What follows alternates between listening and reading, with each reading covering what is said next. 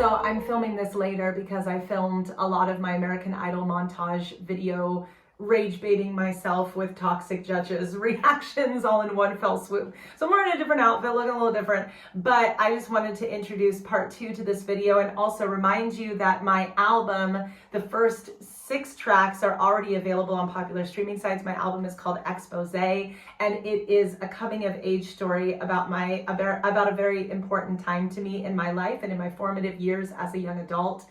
Some wisdom that I gained through life experience in those songs. They're like diary entries, and I hope you consider listening. Expose is available on wherever you want to stream your music. Just make sure to search me by my stage name, Cecilia, in all caps, to find that and my debut EP, Empire, available. The 7th and 8th tracks of the albums, Healing Myself and Over My Shoulder, will also be released really soon.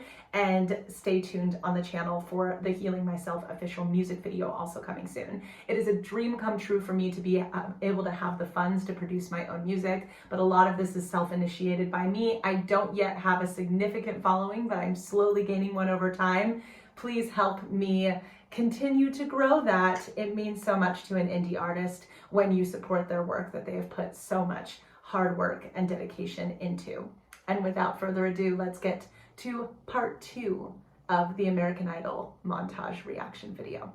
Simon was in a bad mood. Trista Geezy was going to need courage. You're a big fan of The Wizard of Oz? Yes, I am. And I understand that you do some impressions, huh? I do the lion. You do the lion? I do. And what do you do with the lion? That is so weird. I know. I mean, especially this close. Do it again. Again. One more time. Wow. So the thing is, she's showing this incredibly bubbly and charming personality in the case with this contestant. I actually think she's really fun. Ryan Seacrest, in my opinion, is being given instructions to egg on any aspect of her personality that could be made fun of. And so I actually think that we should absolutely embrace the goofiness and sweetness of this lady's personality, but I do think it's being capitalized on with nefarious undertones in this clip. So even though it may come a little bit off as if they are embracing the aspects of her personality, allegedly, this is my speculation, I think that Ryan Seacrest has been instructed to egg these contestants on for views and laughs.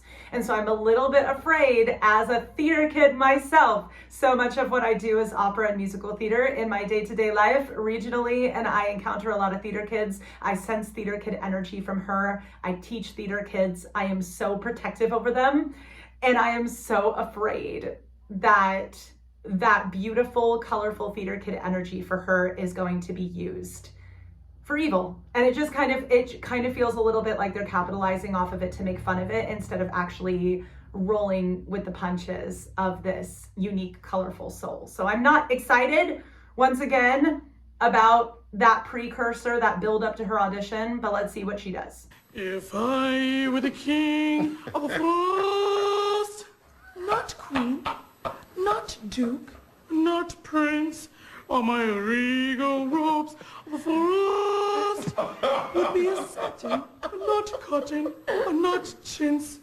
I command everything, be a fish or fall with wolf. Wolf in the royal growl. Wolf.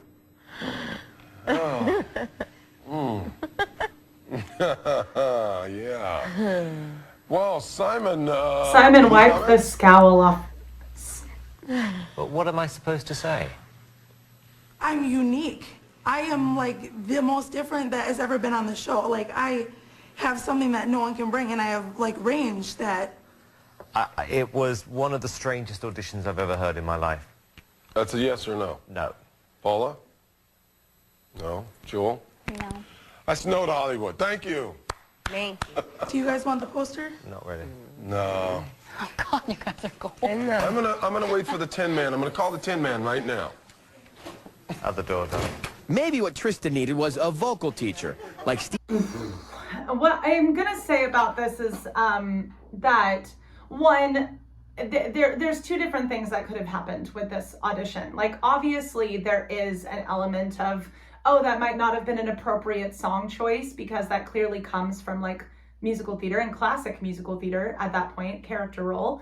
That comes from that. It doesn't come from the contemporary singing world. So yes, the song choice was out of place.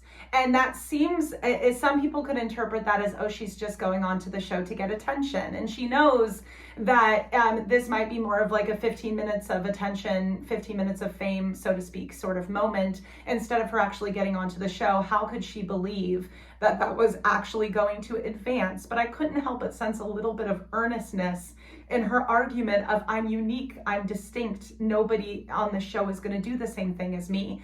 And I can't help but think, because I've been in these initial producer auditions for the show, that the producer said that to her.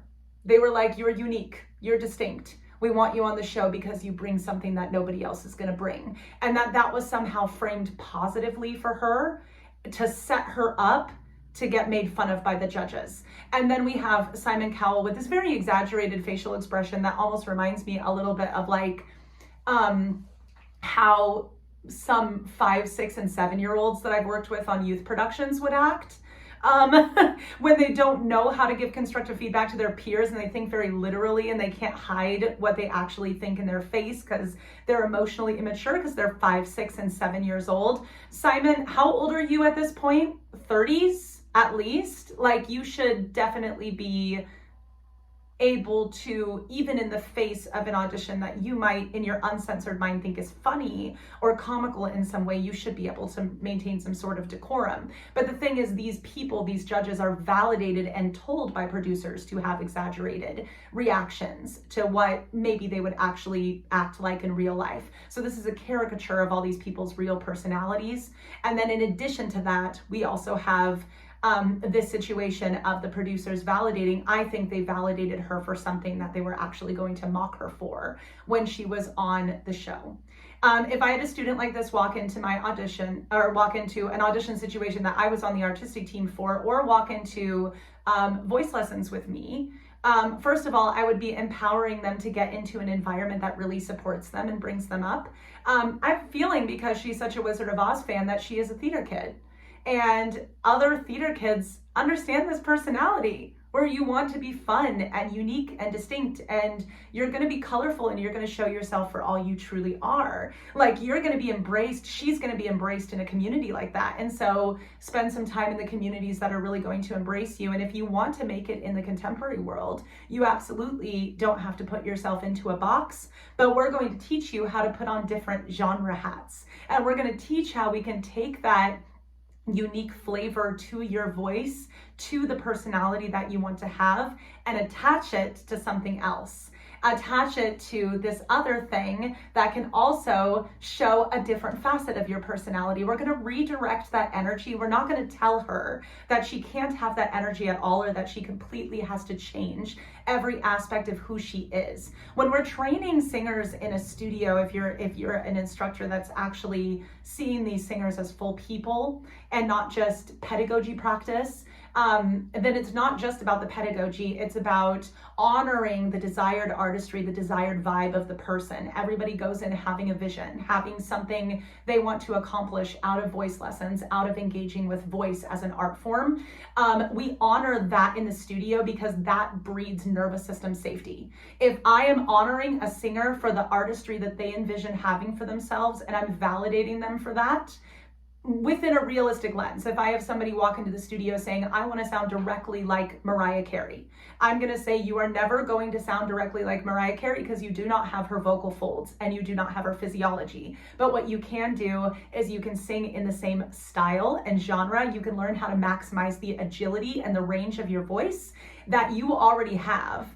And you can become your own artist using her still as an inspiration. So we validate the artistic inspiration, but put it in a realistic lens that's actually actionable for the singer. And she can do that with genre flipping too. She's doing a vocal impression. That's a character role.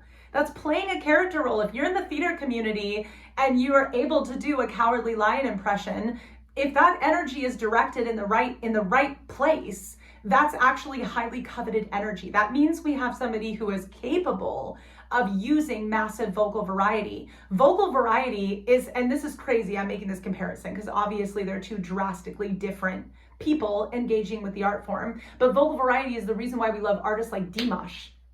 Like, that's vocal variety used at its absolute best, at its most masterful. So vocal variety is absolutely not something to shame in singers.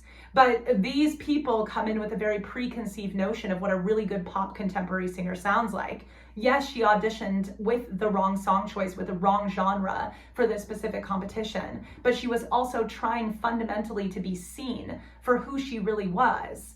And she was probably falsely validated for it somewhere earlier in the process for the sake of ratings. So we have a singer who was intentionally led astray for the sake of ratings, and then we're going to tell her that there's no artistic environment that she belongs in. That's absolutely false. So if you continue to debunk those kind of things, you can see how incredibly unhealthy the dynamic of the show was, especially in its early iterations. Who do you want to be, and how can we embrace your uniqueness and direct it into any type of genre inspiration that you have, or any type of vision you have for yourself as an artist? And then a lot of the pedagogy with the nervous system safety with a singer like this that already has a pretty robust tone in there that's mostly in tune, even if it has some things we need to polish, a lot of those polishing things would naturally fall in place if the singer completely has nervous system safety and security in their own body. You do not get it in these kind of environments. But if the judges thought they were tough, they hadn't yet met Tamika. Everybody's searching for a hero. People need someone to look up to. Thank you. Randy. I don't think that you're a solo singer at all. I think you're I'm more... sorry? I don't feel that you're a solo singer. I don't feel that you have a solo singer's voice. I'm quite sure I sing a whole lot better than you do. And for you to tell me I need lessons? Tamika, enough. I'm hurt, and I'm angry. Feisty. You're not standing where I'm Welcome to American Idol Smackdown. coming from. You're not standing here being judged by people about how you sing. You're not singing, are you? And for you to tell me that I need lessons? Tamika. It's Go, Tamika. Tamika, listen to me. Tamika. Not Tamika. Tamika, go to an... Yes, she's kind of coming at them really strong. And this is somebody who is a fighter in a fight or flight situation. You can see she's very obviously a fighter. Who knows what happened right before this audition? But this was somebody who was very prepared to have to go to bat for themselves and defend, and was anticipating that. There was something that happened earlier that probably spurred that on for her and triggered that in her. She pronounces her name Tamika. Stop mispronouncing her name on freaking purpose and expecting her to not get more angry. That is intentionally misidentifying somebody. That is contributing to nervous system dysregulation. The judges absolutely knew that they were doing that. That makes the situation worse. My therapist calls this amygdala hijack. This person's amygdala has been hijacked. She's not going to listen to logic. If you do not have somebody who specializes in being able to de-escalate people from dysregulated situations in these reality TV scenarios, you are not completely protecting your contestants. You're also not protecting your judges, and you're not protecting the rest of your staff. You have to have somebody on there that understands de-escalation, because you're putting everybody naturally in a sensitive, escalated environment. It's almost like the equivalent of like when we would have public gladiator matches and shit. It's just less violent. But we did this even like in ancient Roman times. We just really, as a society, we really need to stop like collectively taking some sort of weird morbid pleasure in other people's dysregulation. This is a person who's trying to fight for themselves right now. Whether or not you think all of their actions are being handled correctly is beside the point. They're being put in an environment that is setting them up for failure. And if we do not address that, and this shit still happens in reality TV all the time, and it's really hard to look away from it. I totally understand. I've watched a lot of it myself as like a guilty thing, but at the same time, we can watch it through the lens of empathy and critique, societal critique, and have valuable conversations like what I'm hoping to have with this channel. Or we can be watching it through the lens of, I'm gonna feel better about my own life because they're failing. And we all collectively as a society need to co-regulate together a little bit more so that these type of patterns stop happening, because we shouldn't be rooting for other people's failure And I've experienced so firsthand with myself and my own artistry and with the students that walk into my studio, these precious, beautiful students that are trusting me with their nervous system for an hour every week, that are trusting me with the most sensitive instrument that the human body can possibly use, which is their own body themselves, an instrument that is literally inside of our nervous system. They're trusting me with that. And if I violate that trust and I make them feel profoundly unsafe, that marks them for years. It takes years to undo that kind of damage. It's very, very, like almost to the point where I can get in tears, so profoundly important to protect people's regulation in artistic environments. And this is not done nearly enough. It's not done enough at the grassroots level, even though it's done more at the grassroots level because it's more people-centered there. That's why I like to hang out with those companies more often. But it's especially not done when a show is this focused on ratings. When it comes to her actual singing, it wasn't actually that bad. And I can tell you, if she was not set up to feel like she was going to have to defend herself before she even started singing a note, I bet you more of it would have been stable and in tune. And telling somebody that they can never be a solo singer is like telling somebody that they're only going to physically be capable of playing an acoustic guitar if they learned guitar, and that they'll never be able to pick up an electric one, because it is a different type of instrument, but it is a different type of instrument that the human body is capable of adopting. Yes, there are some people that are naturally have more of an affinity for choral singing or backup vocals, and that's where their nervous system is happiest. That's where they best express their art. We need singers like that in the industry. I hope everybody is sensing the empathy and all of this that I'm talking about. I knew that I was going to make myself angry by watching this, but I'm angry because I'm fired up and very passionate about this topic. If you're just insulting people or giving them these boxes that they need to be put into, and you're not giving them any constructive way to climb out of the box, besides saying, oh, you need to take voice lessons. I love being able to debunk traumatizing statements with singers. I love helping heal singers through the work that I do. But saying you need voice lessons is not necessarily constructive criticism. It's literally can be used as a mocking statement in most contexts, or it can be used as a way of just saying that I can't help you, you're somebody else's problem. And this is why every single competition, in my opinion, when it comes to feedback, needs to be formatted differently. We need to go back to the drawing board with that shit, because it is not just these shows that do it. I have been a part of opera competitions that do that. I've performed for districts for the Met competition, and it did that. I will call that out. I got very unconstructive feedback from a classical singers competition one time, where somebody just clearly, my voice was not their cup of tea. The way I interpreted the aria when I was in the classical world was not my cup of tea. I turned around and placed in another competition like just that same week. So this is all so subjective, but that competition, that guy just did not like my voice, but he didn't have anything to offer me other than telling me he didn't like my voice. So no, it was not constructive feedback. People need to learn how to frickin' give feedback if they're in these situations. Normally I'm talking about how much I absolutely love and adore these amazing professional singers that we all have fan bases for on this channel. These conversations are worth having. And I am so passionate about this that I want this to be a part of my content. Being able to debunk these type of conversations about these singers and reframe what we consider bad singing to be more, oh, we have an inefficient singer. We have a singer whose nervous system is maybe not ready for public performance yet, but it's a not yet. It's never a not ever. And if you hear an aspect of yourself in some of the singers that I listened to today, if you hear an aspect of your own singing voice in some of these people, and you think that, oh, that's how the rest of the world treats those kind of singers, or I would never be able to sing because I sound kind of like that, and you just use it to self-deprecate, even if you do want to engage with the art form, I want to tell you that this art form is a safe place for you, but you got to get with the right teacher. You got to get with somebody who has their priorities in line and actually knows about pedagogy, has actionable ways to help you.